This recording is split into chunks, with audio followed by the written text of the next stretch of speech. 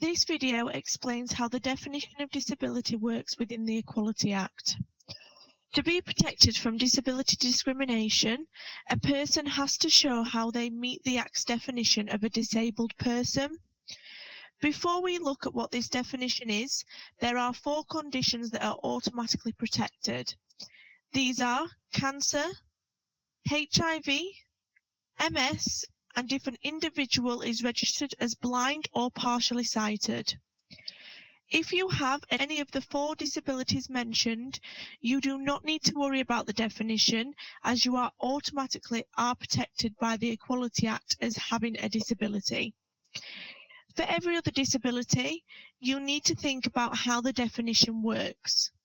The Equality Act says that a disability is a physical or mental impairment that has a substantial and long-term adverse effect on a person's ability to carry out normal day-to-day activities.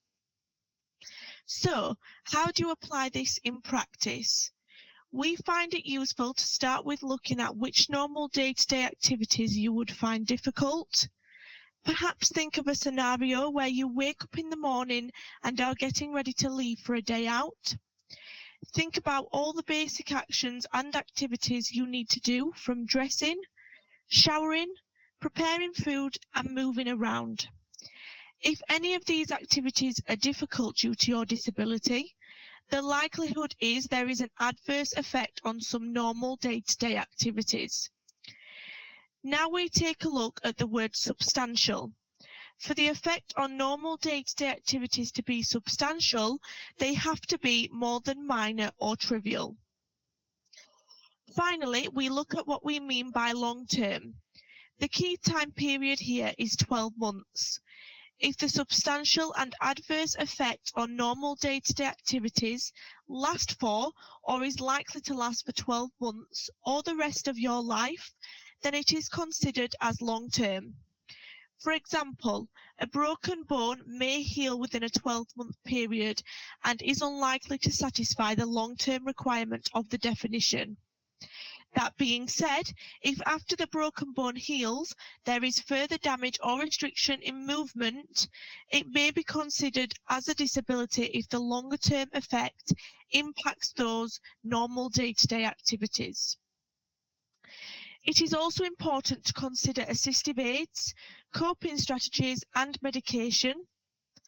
If by using an aid, adopting a coping strategy, or managing a disability with medication means there is little or no effect on normal day-to-day activities, you have to consider the effects if those assistive aids, coping strategies, or your medication were removed. Ask yourself the question, what normal day-to-day activities would I now have difficulty with? It is important that you understand the definition of disability if you are intending to raise a complaint of disability discrimination. If you can argue that you are disabled for the purposes of the Equality Act, this helps launch your complaint.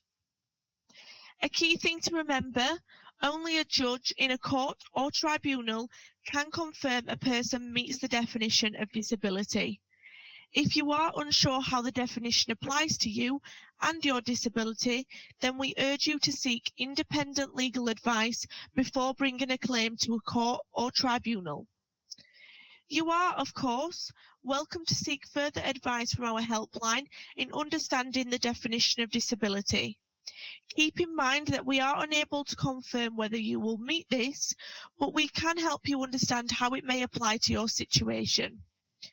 Call us free on 0808 800 0082 or visit the website equalityadvisoryservice.com.